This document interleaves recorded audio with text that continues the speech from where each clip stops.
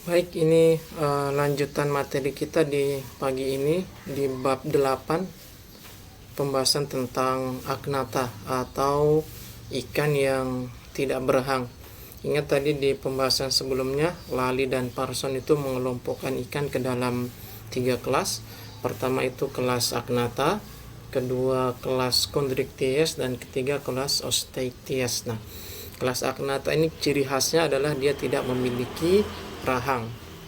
Dan kelompok ikan ini atau agnatha ini dia terdiri atas dua kelas, yaitu kelas Myxini dan Petromyzontida. Maaf, ini masih ada dua kelas kalimatnya, berarti di referensi yang ini agnatha itu bukan kelas, tapi mungkin dia di super kelas. Oke. Jadi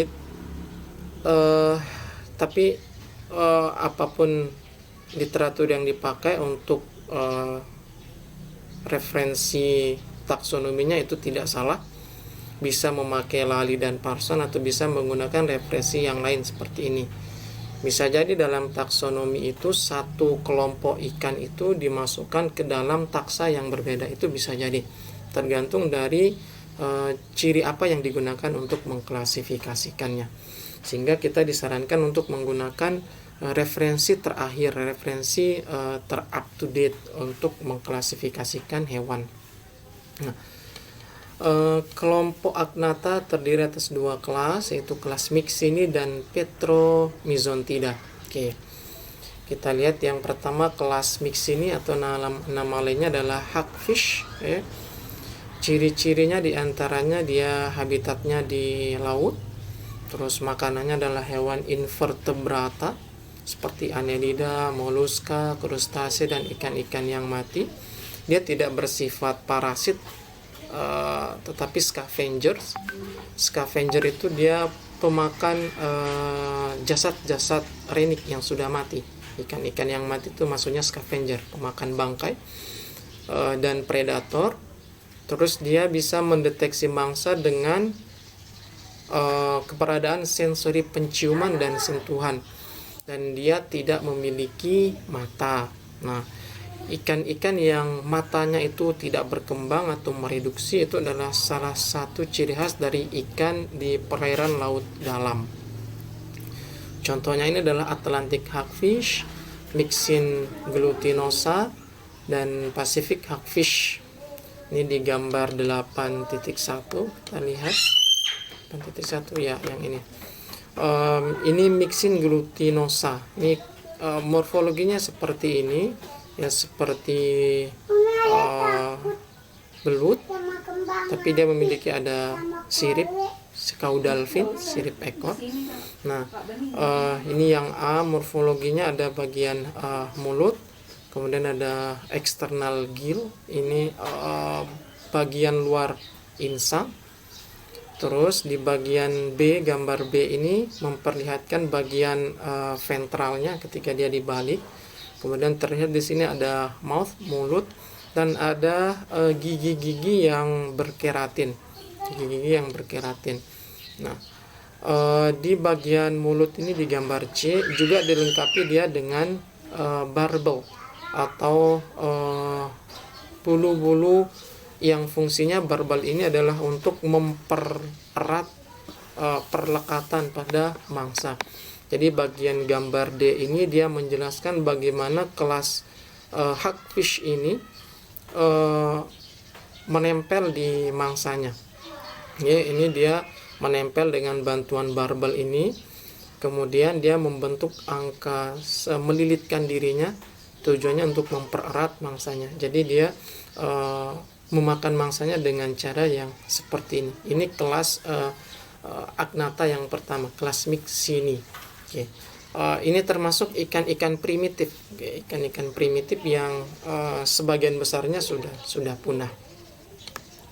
Kelas yang kedua adalah kelas Petromyzontida, nah, atau lamprey contohnya. Oke, semua ikan lamprey merujuk pada famili Petromyzontidae. Contohnya ini adalah lamprey. Ada satu lamprey yang dijuluki dengan nama lamprey penghancur. atau the destructive marine lamprey. Jadi panjangnya 1 meter dan menghisap cairan tubuh ikan yang mati di gambar 8.2. Ya, gambar yang ini. Nah, ini si lamprey laut ya, Petromyzon marinus yang ini. Ya, dia feeding on body fluid of dying fish. Jadi dia makan dengan cara menyedot cairan sel pada ikan yang sudah mati. Ini destructive marine lamprey. Kemudian lamprey ini, semua lamprey dia bersifat anadrom. Nah, tadi anadrom itu ikan-ikan yang berwaya atau berpindah dari laut ke tawar yang tujuannya untuk berpijak. Okay. Petromyzon marinus atau lamprey juga dia bersifat anadrom. Jadi begitu masuk masa reproduksi dia pindah ke air tawar. Kemudian di air tawar yang jantan pertama membuat ruang untuk reproduksi atau area tempat reproduksi dengan cara membuat bundaran yang dikelilingi oleh kerikil-kerikil seperti ini. Oke, kemudian kalau sudah siap, maka yang betina akan mengikuti dan terjadi pembuahan. Kemudian larvanya berkembang di dalam tanah seperti ini.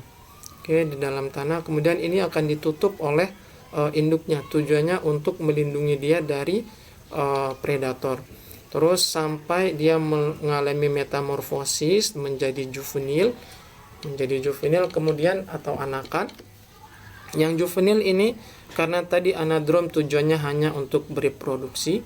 Kalau sudah sampai juvenil, dia kemudian melakukan migrasi ke air laut.